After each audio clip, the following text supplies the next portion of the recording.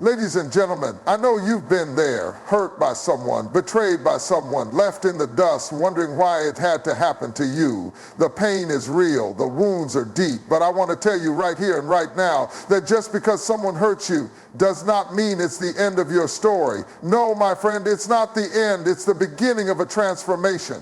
You see, when they hurt you, they don't realize they're setting you up for a divine comeback. So let's get this straight. The hurt you're feeling, God is going to turn it into your greatest comeback. I want to begin by speaking directly to your heart. You've been hurt, I know. You've been betrayed, left behind, and rejected by someone you trusted. You've given your time, your energy, and your love, and yet somehow it wasn't enough. You've poured your heart into relationships that you thought would last forever, only to find yourself standing alone, questioning everything. You ask yourself, why did this happen to me? It's easy to get consumed by the hurt, to let the pain dictate your every step. But I need you to hear me clearly. What you're going through is not the end of your story. The hurt you're feeling right now may seem overwhelming, but don't let it define you. It may feel like everything you've known has been turned upside down, but I want you to understand that pain is a part of the process. It is in the moments of hurt that God begins to refine us, to shape us, to prepare us for something greater. The hurt you're experiencing is not without purpose, my friend.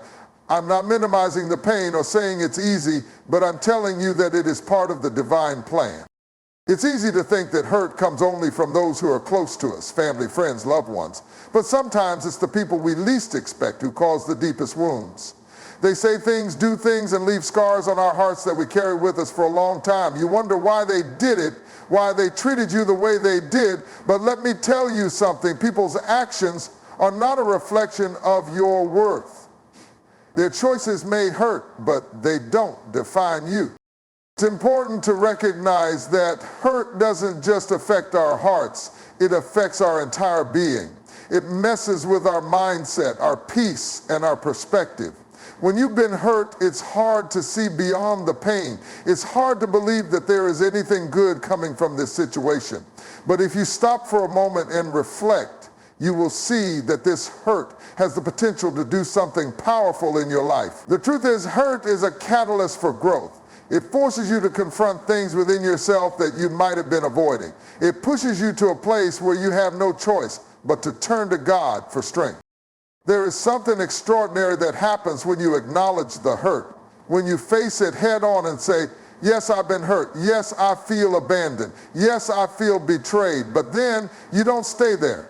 You don't allow the hurt to hold you hostage. Acknowledging the hurt is the first step in breaking free. You give yourself permission to feel, to grieve, but you don't let the grief control you. You allow yourself to process the pain, but then you take your next step toward healing. This is where the transformation begins. The hurt you're feeling today may be part of your story, but it is not the full story. Don't let the pain be the defining chapter. You've been through too much to let this moment be the thing that breaks you. This moment is merely a test, a refining fire that will make you stronger. You may not see it now, but I promise you that the other side of this hurt will be worth it. Hold on. The best is yet to come. When you've been hurt, there's an immediate urge to react. The pain inside of you wants to burst out, to lash out at the person who caused it. The world tells you that if someone wrongs you, you should make them feel the same way. After all, it's only fair, right? But here's the thing, when you react in the way they expect, you're giving them the power. You're letting their actions control your emotions and ultimately your destiny. The way they've hurt you is not your cue to lower yourself to their level. It's your opportunity to rise above. You see, there's something powerful about surprising people with your response. When they hurt you, they expect you to react with anger, with bitterness, with vengeance. They want to see you crumble. They want to see you weak, defeated, and unable to move forward. But what if, instead of reacting in that way, you chose to do something unexpected? What if you responded with kindness? What if you responded with peace, with a steady resolve to rise above the chaos they've created? When you don't react in the way they expect, you confuse them. They can't understand why you aren't falling apart, why you're not giving in to the same emotions that they are trying to provoke in you. It confuses them because it challenges their narrative about who you are. They expect you to be just like everyone else. They expect you to be small and petty. But instead, you choose to be big. You choose to stand firm, rooted in something greater than the situation at hand. Reacting the way they expect is easy. It's natural to want to get even, to make them feel the pain they cause. But that's not what God is calling you to do. He's calling you to a higher level of maturity, a higher level of grace. When you choose to walk in that grace, you are not just protecting your own peace, you are also creating a witness to the world. You're showing them that no matter what they throw your way, you are grounded in something bigger than their negativity. You are not defined by their actions, you are defined by your response. Let's be honest, reacting in the way they expect can feel good in the moment. It can feel like you're finally getting the satisfaction you deserve. But what does it really do? Does it heal the wound? Does it bring peace? No. It only perpetuates the cycle of hurt. It keeps you in a place of conflict, bitterness, and unrest. And when you stay there, you give them more power over your life. They get to control your emotions, your behavior, and your peace. But when you choose a different path, when you choose to rise above the hurt, when you choose to respond with grace, you not only free yourself, but you confuse them.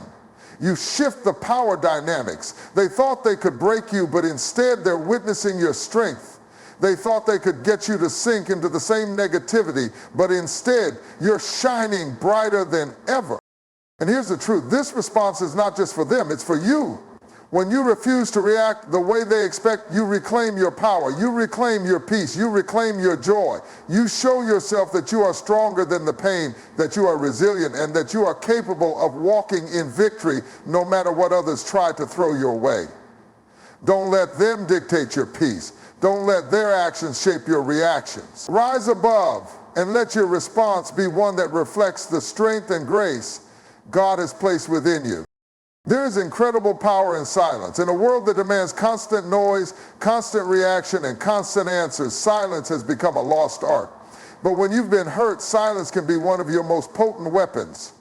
You don't always need to speak to make an impact. Sometimes the most profound response is the one that doesn't come at all. Your silence speaks volumes when everything inside of you is telling you to react. It's a choice, and it's a powerful one. When someone hurts you, they are often waiting for a reaction. They expect you to lash out, to fight back, to defend yourself. They want to see your anger, your hurt, your frustration. And they think that in seeing that, they'll have won. But when you choose silence, you confuse them. They don't know what to do with it. They've conditioned themselves to expect a certain response. And when you don't give them that, they are left speechless. Your silence becomes a reflection of your strength. It shows them that you are not easily moved. You're not quick to be rattled. You are not defined by their behavior.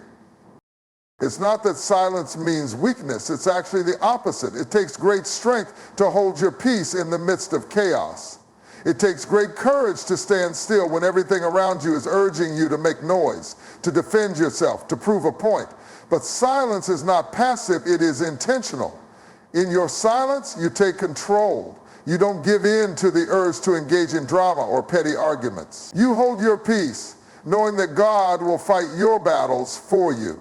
Your silence is a declaration that you trust in God's timing and justice. It says, I don't need to defend myself because I know who I am. I don't need to explain myself because I know that my worth is not determined by your opinion. Sometimes when we are hurt, we feel as though we need to say something to make things right, to explain our side of the story. But there's a beauty in letting go of that need. You don't need to prove anything to anyone.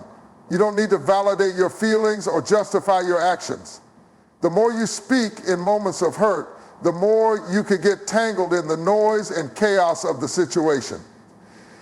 But silence allows you to maintain your clarity. It allows you to stay rooted in your truth without being swayed by the opinions or actions of others. In silence, you give space for reflection. Instead of reacting in the heat of the moment, you take a step back. You allow your emotions to settle. You process the hurt in your own way without the pressure of responding in the heat of anger or frustration. It's in that moment of silence that healing begins. You give yourself permission to feel without being rushed into a response. And as you sit in that stillness, God begins to work in you. He brings peace where there was once turmoil. He brings understanding where there was once confusion. When you remain silent, you allow God to speak for you. He's the one who defends you. He's the one who fights for you. And while others may try to interpret your silence as weakness or indifference, you know that your silence is speaking volumes. It's declaring that your peace is non-negotiable. It's declaring that your value does not depend on the approval of others. It's declaring that you are bigger than the hurt, and you will not be moved by the actions of those who seek to tear you down. Your silence is the loudest statement you can make. When you've been hurt, it's easy to feel small, to feel powerless. The wound cuts deep, and the weight of the pain can make you feel like you're losing control of your life. But I want to remind you today that you are not powerless. You have been given authority, divine authority. You don't have to let the hurt define you or control you. In fact, when you walk in your authority, you take back the power that was stolen from you. You begin to live out the truth of who you are, and you refuse to allow the actions of others to dictate your path. Your authority is not based on what people say about you or how they treat you. It's not based on the circumstances or situations you find yourself in. Your authority comes from a higher source, from the Creator who made you in His image, who equipped you with everything you need to stand firm, to rise above, and to thrive. When you walk in your authority, you are walking in the power that God has already placed within you. You are walking in the strength of His purpose for your life, knowing that nothing can take away what He has given you. The problem comes when we allow the enemy, the circumstances, or even the hurt from others to convince us that we are weak, that we are defeated. We begin to believe that we are powerless to change our situation or to overcome the pain, but that is a lie. You have the authority to declare peace over your life, to declare healing over your heart, and to declare victory over your circumstances. When you choose to walk in your authority, you stop living in reaction to what others have done to you. Instead, you step into the driver's seat of your life, taking control of your thoughts, your emotions, and your future. Walking in your authority means that you refuse to be a victim. It means that you no longer allow the hurt to hold you hostage. You recognize that what others do to you is not a reflection of your worth. You are not what they say you are. You are not the label they try to put on you. You are who God says you are, loved, chosen, victorious, and equipped for every challenge that comes your way. When you walk in that truth, no amount of hurt or betrayal can shake you. This authority doesn't come from your own strength, it comes from God. And when you align yourself with His power, you begin to see things differently. You begin to see the hurt not as something that will destroy you, but as something that will build you. You begin to see the people who hurt you not as enemies to fight, but as opportunities to show God's love, grace, and forgiveness. Listen, you begin to walk through life with a sense of purpose and determination, knowing that you have been given everything you need to overcome. Walking in your authority is about understanding that you are not alone. You are not facing the hurt or the challenges on your own. God is with you, and He has empowered you to stand strong, to rise above the pain, and to move forward with confidence. You don't need to shrink back, to hide, or to retreat. You need to rise up, take a stand, and walk with your head held high, knowing that you are more than a conqueror. The authority you walk in is not just for this moment, it's for every moment ahead. It's the authority to heal, to grow, to forgive, and to live with power and purpose. So take that authority and walk boldly in it. When someone hurts you, there's an undeniable urge to make them feel the pain they've caused. You want to get back at them, to show them that what they did to you was wrong. It's natural to want revenge, to somehow make them pay for the hurt, the betrayal, the disappointment. But I want to challenge you today to rethink the concept of revenge. Instead of trying to get even, I want you to make the choice to let your success be your greatest revenge. Success is not about proving anyone wrong, but about proving to yourself that you are bigger than the hurt. When people hurt you, they often believe that they've taken something from you, that they've broken you in some way. But the truth is, no one can take away your future, your potential, or your purpose. The best way to show someone that they cannot destroy you is by continuing to rise, to grow, to thrive in the face of adversity. Your success will be the loudest statement you can make. It will speak louder than any word of retaliation, louder than any act of vengeance. When you allow your success to be your response, you refuse to give the person who hurt you the power they seek. They want to see you stumble, they want to see you fall, and they want to see you give up. But when you rise above their negativity, when you continue to push forward and achieve greatness, you show them that their attempt to bring you down had no lasting effect. You show them that you are not defined by what they did to you. You are defined by your resilience, your determination, and your unwavering commitment to your purpose. Success is more than just financial or professional achievements. It's about finding peace, healing, and strength in the midst of pain. It's about becoming the best version of yourself despite the obstacles in your path. When you succeed, you show the world that you are not a product of your circumstances. You are a reflection of your inner strength and your faith. And while the person who hurt you may never acknowledge the pain they caused, your success will be the testimony of how far you've come. But here's the key. Don't let your success be driven by the desire for revenge. Let it be driven by the desire to honor your true self, to honor your calling, and to honor the strength that God has placed inside of you. Success is not about proving others wrong. It's about proving to yourself that you can rise above. It's about saying, I will not let this defeat me. I will not let this stop me. I will continue to move forward with grace, with strength, and with purpose. The world may not always see your hurt, but it will see your success. They may never understand the pain you've endured, but they will see the impact of your perseverance. And in the end, your success will be the greatest revenge you can ever have. It won't be a petty victory. It will be a powerful testimony of your ability to heal, to grow, and to overcome. So let your success speak for you. Let it be the living proof that nothing, not betrayal, not hurt, not even the deepest pain can hold you back. When you've been hurt, it's easy to want things to change quickly. You want the pain to stop, the situation to resolve, and the pieces of your life to fall back into place. But often the most difficult part of healing is not the hurt itself, it's the waiting. The waiting for things to get better, for the situation to shift, for clarity to come. And in that waiting, it can be hard to trust that God is working behind the scenes. But I want to encourage you today, trust the process and trust the timing of God, even when it feels like nothing is happening. We often expect immediate results when we're in pain. We want healing now, and we want the situation to turn around immediately. But God's process doesn't work on our timeline.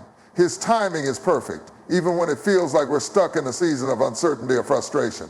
The pain you're experiencing may not go away in the instant you wish it would, but that doesn't mean God isn't working. He is using this time to shape you, to refine you, and to prepare you for what's coming next. The process is not just about getting to the destination. It's about the transformation that happens along the way. Trusting the process means that you don't rush through the pain, hoping that it will disappear. Instead, you sit in it, you face it, and you allow God to do the work He needs to do in you. Healing doesn't happen overnight, but as you go through the process, you begin to see that God is shaping you into someone stronger, more compassionate, and more resilient. You begin to realize that what you're going through is not just a random series of events. It's part of the divine plan God has for your life. And though the pain is real, it is not wasted. God is using it to build something in you that will last. Trusting God's timing means you understand that there is a season for everything. Just as the seasons of the year shift, so do the seasons in our lives. There will be seasons of pain, but there will also be seasons of joy, of growth, and of breakthrough. God knows when the time is right for your healing, your restoration, and your promotion. He sees the bigger picture, even when all you can see is the pain in front of you. The wait can feel long, but when you trust God's timing, you know that everything will unfold as it should at the right moment. There is something powerful about surrendering to the process and trusting God's timing. It releases you from the pressure to make things happen on your own. It allows you to let go of your need for control and trust that God is orchestrating every detail of your life for your good. He is not in a rush, and neither should you be. The more you surrender to the process, the more peace you will find, knowing that God is working in ways you can't always see or understand. Trusting the process is not passive. It's an active choice to keep moving forward in faith. Even when you don't understand what's happening or why it's happening, you keep trusting, you keep believing, you keep walking in the direction God has set for you, knowing that He is faithful to complete the work He has started in you. When you trust the process and God's timing, you open yourself up to the incredible things He has in store for you. And in the end, you will see that all the waiting, all the pain, and all the uncertainty was worth it for the breakthrough that is coming.